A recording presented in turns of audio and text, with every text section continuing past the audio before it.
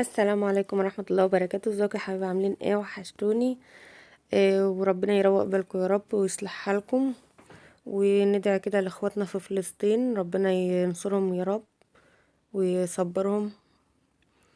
وده كان فيديو قديم كده عندي، صراحة عاملاه بقالي سنة، بس التليفون القديم طبعا كان كل البرامج اللي عليه بتتمسح، مفيش مساحة.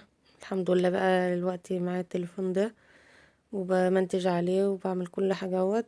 فلقيته كده وانا بدور في الفيديوهات، فقلت اوريلكم. انا عامة لسه شايلة اللزق ده، اللي هو الورق الستيكر ده، لسه شايلاه بقالي 4 ايام او 5 ايام.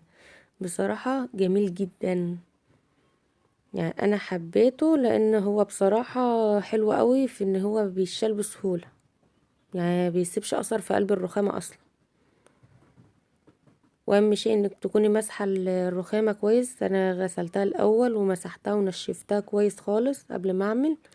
وهنا خدت المقاس بتاع الرخامه كلها، وهاخد المقاس اللي هو بتاع الحته اللي هي فوق ديت برضو اهو. اخد مقاسها وهقصها علشان ايه؟ هلزقها هي الاول. بس بامانه ربنا هو جميل وكل حاجه. عيبه برضه هنقول على عيبه، عيبه ان اللمعه اللي فيه ديت بتبهت بعدها بشويه، يعني بتبهت بعدها بشوية. بس من ناحية ان هو حلو، حلو جدا.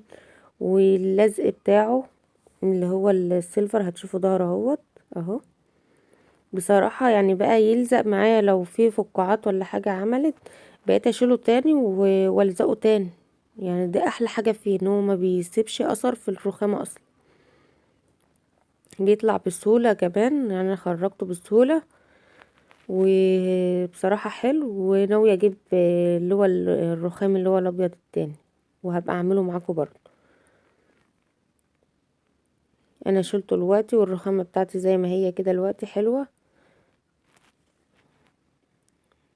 اهو. شوفوا اهو.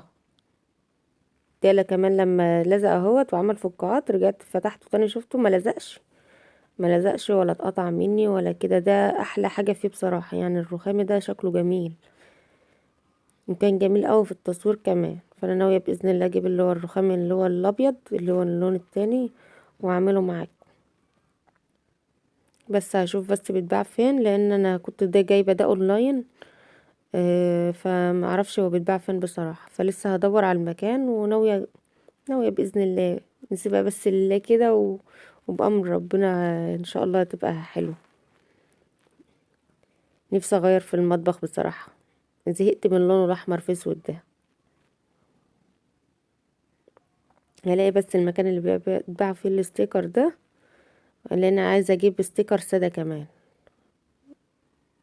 اغير المطبخ ذات نفسه مش الرخامه بس. اهو بلزقه. هلف بس البكرة تاني علشان ايه؟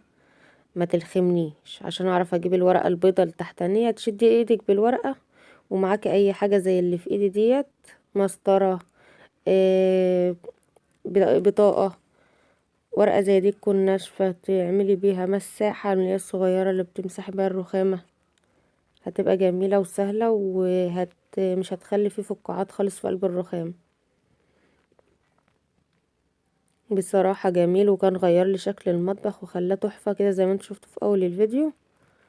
ولو وصلت معايا لغايه هنا متنسيش تعملي لايك وتشتركي في القناه وتفعلي زر الجرس عشان يوصلك كل جديد، وعشان تشجعني ان انا اعمل لكم فيديوهات كتير. لان والله ساعات بصور فيديوهات وبكسل امنتجها من قله التفاعل، بصراحه بكسل امنتج. اه، قطعت الورقه البيضاء عشان اعرف اعمل، اسهل على نفسي ان هي تبقى ايه، ما تبقاش كبيره قوي في ايدي علشان ايه؟ ما تلخمنيش وما يحصلش فقاعات.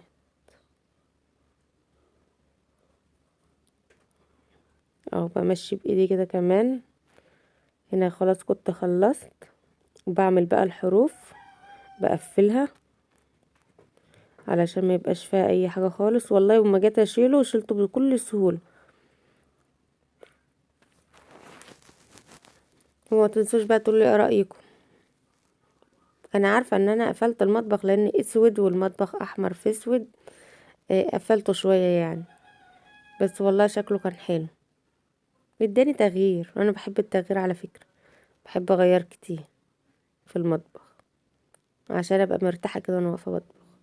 مع السلامة، ومتنسوش بقى اللايك.